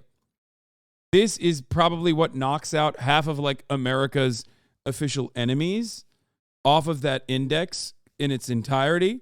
if you have any sort of control or restriction over media, which we do too, for the record, but like not as openly as other countries do, these nations only have limited problems in democratic functioning. Elections are fair and free. Hybrid regimes are regular electoral frauds, preventing them from being fair and free democracies. Authoritarian regimes are nations where political pluralism is non-existent or severely limited. Well, I would go so far as to say that political pluralism is non-existent or severely limited in the United States of America. As a matter of fact, 90% of my commentary revolves around this reality. What do I mean by this? I don't care how many parties the United States of America has. If they're advocating and agitating for the same exact principles, if they're defending the same exact principles, then who gives a fuck if you have a false choice? I would go so far as to say the UK is similar. Canada is pretty similar too. There are edge parties, but they are no different than the Russian structure, right? Where there are controlled opposition parties that Vladimir Putin almost entirely controls. And then there are other parties that everybody understands is still under the control of Vladimir Putin, but exist, like the Communist Party, right? And very rarely are they allowed to speak out against Vladimir Putin. But ultimately, they are all aligned on the same goal, on the same agenda. In China, you have the Chinese Communist Party, but that's it. Doesn't matter. The function is still the same. So instead of looking at the aesthetics of how governance works in any of these nations, I like to look at the outcomes. Who the government is seeking to defend, who the government is actually actively uplifting. I look at economic development. Okay? And where economic development is going.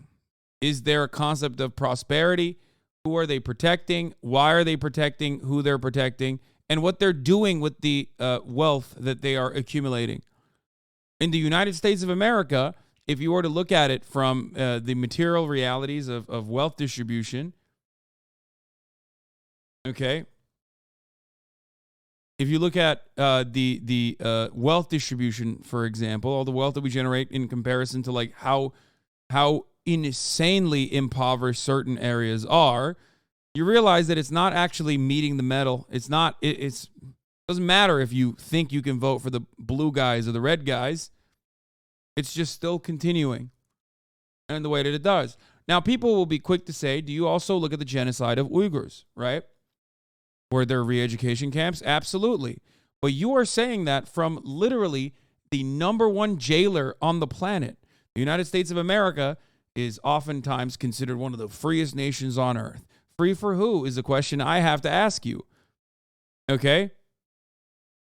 That is an insane that's an insane thing to say. The United States of America also does infinitely worse shit that China could ever imagine doing to the fucking Uyghurs, to Muslim people overseas, all around the planet, as a matter of fact.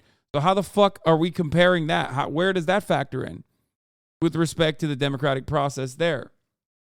We have legalized slavery here. We have work camps, right? In the same way that you would consider it if it was a foreign enemy. Okay? Our foreign enemies always have gulags. In America, slavery is codified, institutionalized as a part of the fucking Constitution. And yet, that is legal. In the Eastern world, our Orientalized attitudes indicate that they have bribery, and that's bad. In the Western world, we codified the bribery in the form of lobbying and corporate donations. So that's different. It's good. It's fair. It's controlled. It's what we do. We're not barbarians. We don't do bribery like they do in Pakistan or in India. We have super PACs. We have 501c4s. How dare you? We codified our bribery. They have work camps. They have gulags. We have codified and institutionalized our slavery. We don't even hide it. We openly state it in the 13th Amendment. Slavery is an acceptable form of punishment. We talk about how these other nation states are absolutely police states. Constant surveillance, round the fucking clock. We not only surveil our own citizens, okay? We also surveil our allies. We don't even just surveil our enemies, our foreign adversaries. We surveil our allies too. Okay? So when you come to me with a list like this, yes, there are differences, especially as it pertains to free speech. And by that, I mean not the fucking American understanding of free speech, okay? I'm not talking about, the freedom to say the N-word without any scrutiny whatsoever, or whatever the fuck Americans believe the free speech is, because America certainly does not have free speech for black people. We've seen this already. They don't have free speech for marginalized people. We've seen that already. You're poor, you're black, you're brown, and you advocate against the systems in place, you will get fucking hit in the face with a rubber bullet. You'll lose your fucking eye. If you try to fight back, they'll call it a riot. They'll push back even harder. In America, we talk about freedom of press. This is one area where there is a major difference in the United States of America in comparison to other countries, certainly. There is no free press in Cuba, I agree. Partially, that is because they are, in constant war with the world's largest imperial power in their backyard that has never once loosened the restrictions that it placed upon them in an act of unjustifiable collective punishment for the crime of not maintaining its dictatorship that we actually gave guns to, gave Batista weapons so he could keep the sugar plantations and keep Cuba a nice little tourist destination for the American wealthy. Okay? And then when he was overthrown, we decided they're our enemy number one and put them under this blockade that has yet to change, no matter how unjustifiable it is, no matter how cruel it is. But even beyond that, yes, we have freedom of the press here. Except when we have freedom of the press here, again, all matter of media, just like both of our parties, align on the same fucking values. When it comes down to it, you go on MSNBC, you go on CNN, there is a narrowly defined, acceptable box of ideas that you can preach.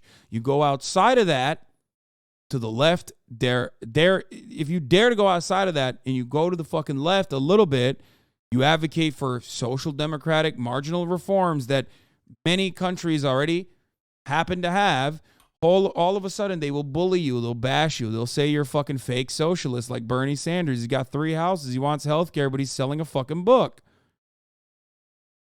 You go outside of that narrowly defined box without actually harming hierarchical powers, the hierarchical order, like Marjorie Taylor Greene, you get a puff piece in comparison to that.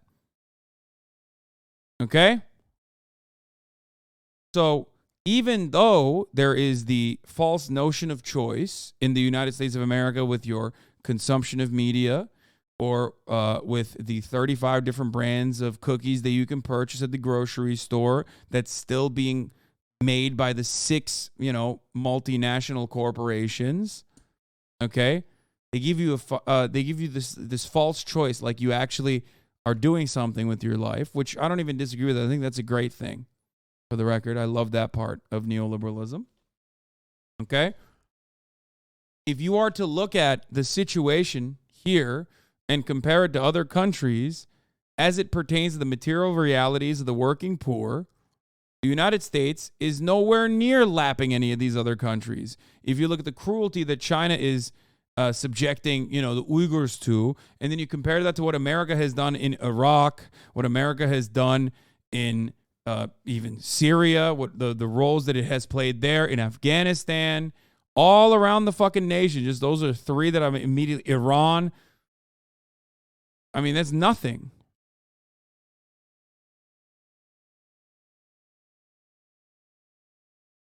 It's nothing. And then look at domestically how we have treated indigenous populations in this country. You get a better understanding that, we already did way worse shit than China could ever do to the fucking Uyghurs, which they did. They did some bad shit. I agree. Okay? And then you talk about slavery and how Western colonies or Western colonial superpowers have industrialized and collectivized over the course of 400 years of slavery and imperialism and all of its exploits. And then you compare that to like literally whataboutism.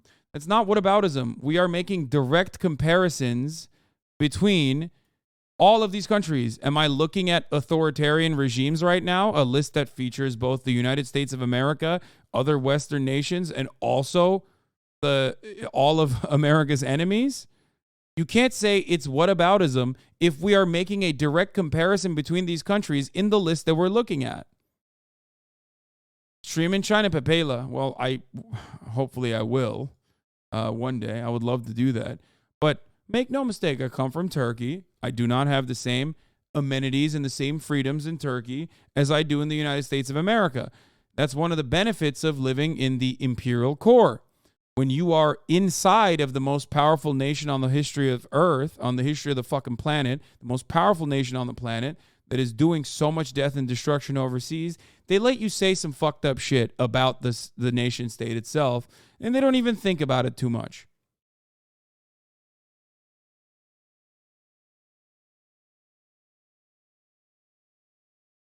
You get it?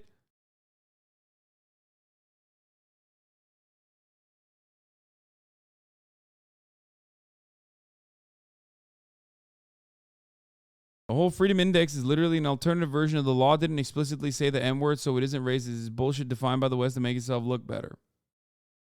Yeah.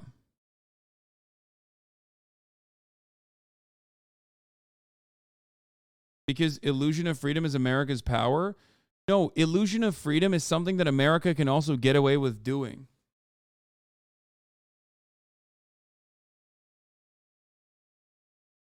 Because ultimately, it's like a minor amenity at the end of the day because it doesn't move the fucking needle in real tangible ways. I can donate as much as I want to labor strike funds. I can try to push for unionization as much as I want. But ultimately, I'm a drop in the fucking ocean, okay? Not even a drop in the bucket. I'm a drop in the goddamn ocean when the rest of the ocean is covered by billionaires who control the entire system and have designed this government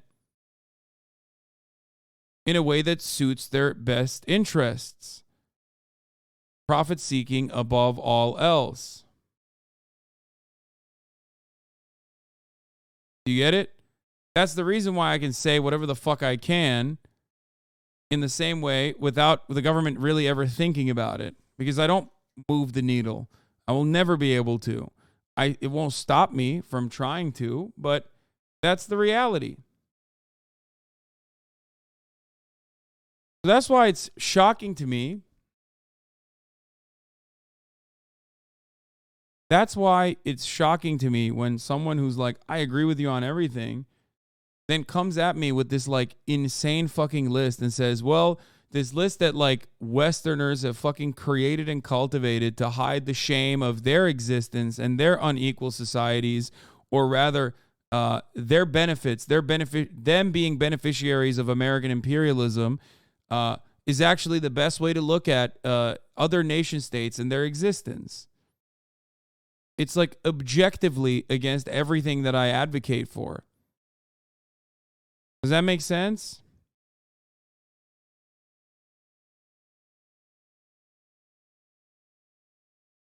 They don't have to stop you because they know that they've trained everyone to yell at you if you disagree with how great America is. I mean, kind of.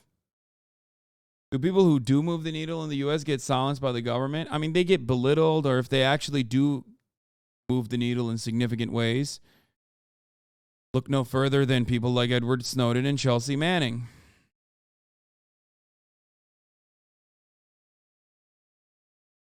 You either get belittled, ruthlessly critiqued endlessly until you become a non-entity like Bernie Sanders, or if you are truly, engaging in direct action, whether it be MLK, Malcolm X, Fred Hampton, then all of whom are black, by the way, and that's, of course, an additional layer on top of everything else. If you're truly working to actively dismantle a pre-existing hierarchy like white supremacy, obvious glaringly obvious white supremacy, then they fucking execute you. That's it. You get fucking assassinated.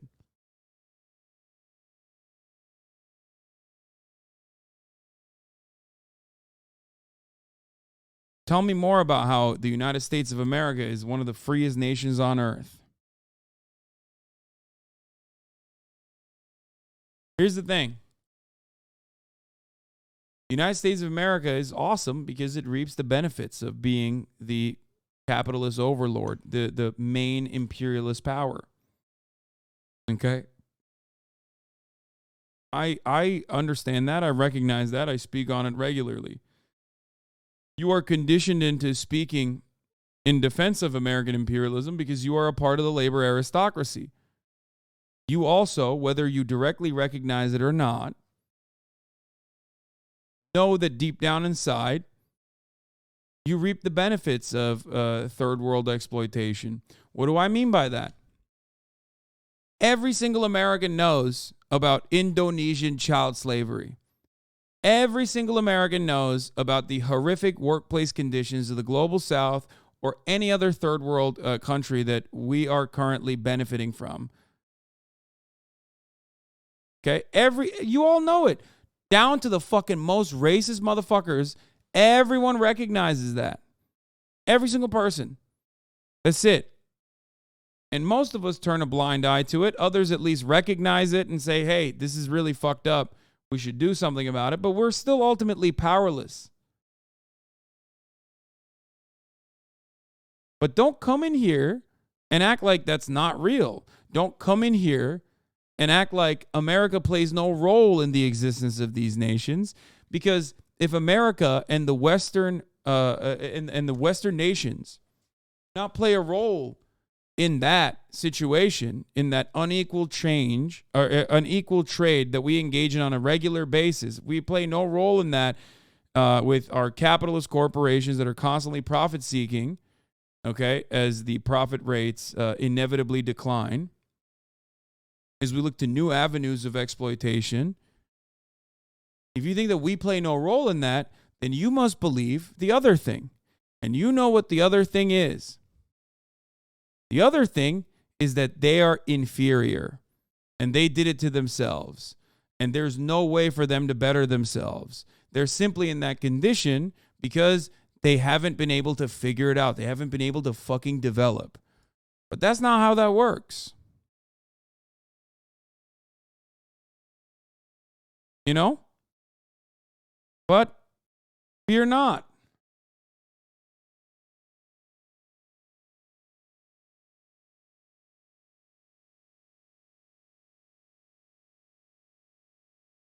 Holy shit, that tweet broke my fucking brain from Ethan. What the fuck? H3 almost got 700K stolen from them?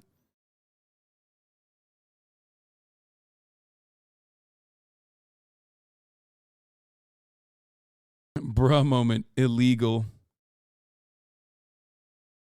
That's funny. That's insane.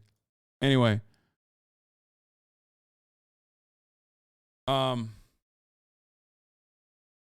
fear not, chatter. That kind of rampant, corrupt exploitation doesn't just stay in the third world. You reap some of the benefits of it, but not all of them. Because that inevitably comes back, loops back around, and fucks you in the United States of America as well. That's why we have so much gig economy labor now.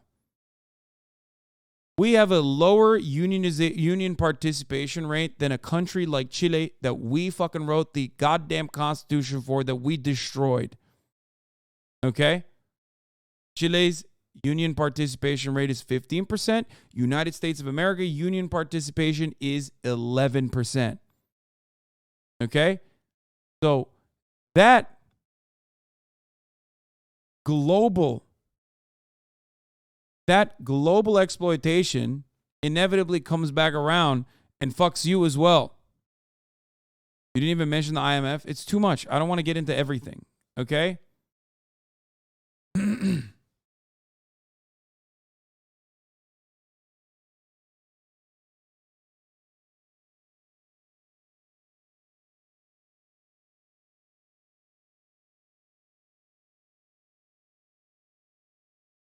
you get fucked over here in the United States of America, you don't even understand it. You still recognize some of the benefits of being a part of the labor aristocracy. So you think, all right, the system could be worse overall. It's the best we got. And then you sit there and you eat your fucking Oreos and you shut the fuck up and you think, no, it is the best country on the planet. Not the best country on the planet. It's the most bloodthirsty, most vulturous country on the planet.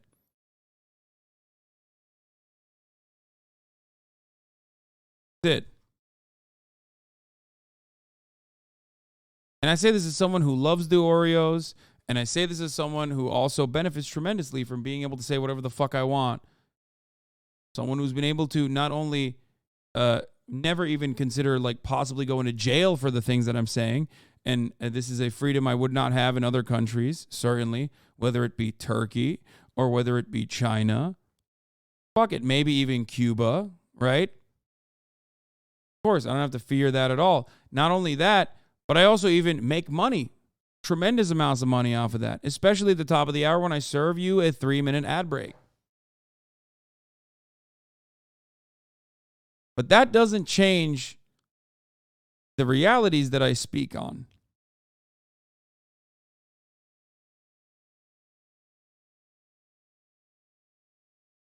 Just like the reality that at the top of the hour, there's a 3-minute ad break. If you no longer want to see those ads, all you need to do is subscribe,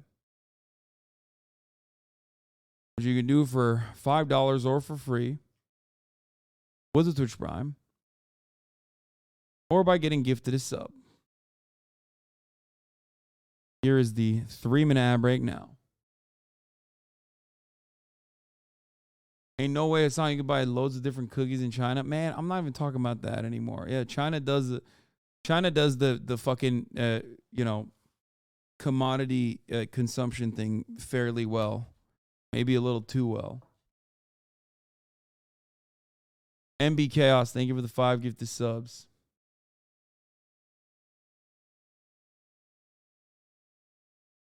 Kelthus, thank you for the 20 gifted subs.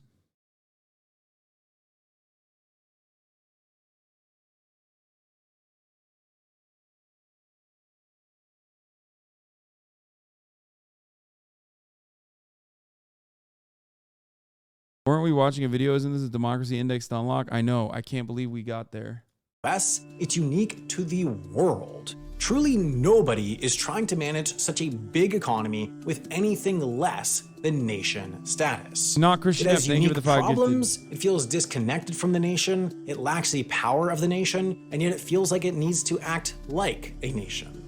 This should sound familiar because in 1776, 13 North American colonies declared independence from Britain, citing their unique problems, feeling of disconnection, lack of nation-scale power, and an inkling that just being a nation was a way to fix it all.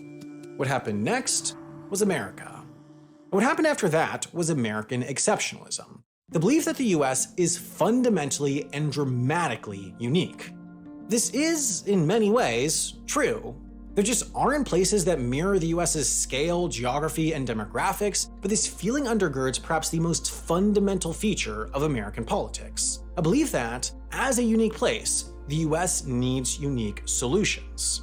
There is a systematic rejection of solutions that have repeatedly worked in close cultural equivalents out of a belief that they're incompatible with either what makes America unique or the uniqueness itself. So that means that California is the exception to the exception. The state is exceptional. It is fundamentally different to the rest of the nation, and therefore an analogous idea of Californian exceptionalism permeates through Sacramento, undergirding a belief that they too require unique solutions. After all, California is supposed to be the land of economic opportunity, a destination free of persecution, an idyllic antithesis to the status quo. California is America's America. The exception to the exception is not the norm. It's something more than the exception. California is like the hyper-distilled version of America itself, developing for many of these same reasons as the nation itself, just a century or two on. It's no wonder that the state centered on rejecting norms from the country centered on rejecting norms might stray from the most obvious path. It's also no wonder that, in the same way America itself becomes the infatuation of international media, a source of political entertainment, so too does California to the US. At the end of the day, Californian politicians might just be terrible. The GOP talking points might be right, and the state might be the evidence that liberal politics are structurally flawed, but it's near impossible to sift through the political rhetoric and actually objectively analyze this. However, it's reasonably clear that Californian politicians, like American politicians, have a tougher job to do navigating a truly singular situation.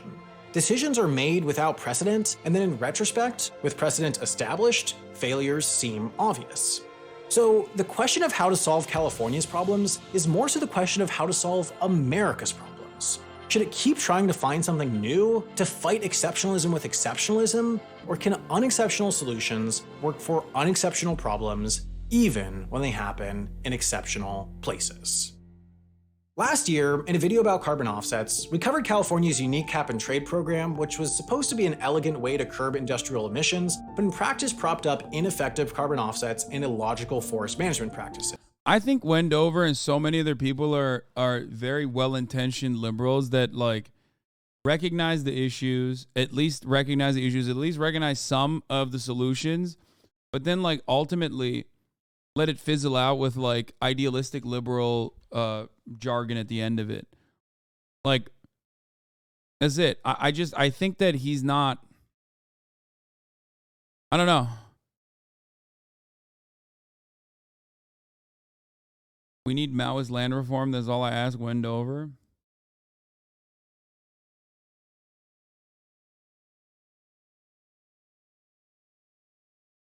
They're literally the reason why people hate the idea of bicoastal elites. I don't think so. What is Alan the Fisher saying? Some of the larger infographic YouTube channels always struggle with any large political issues because proposing any kind of meaningful change would actually involve them taking a side. The video then ends up being a nothing burger of nice-looking graphics. I'm frustrated with this because so many people are convinced that these channels are making a great point when it's just 0 points or centrist thumb twiddling disguised in nice-looking animations.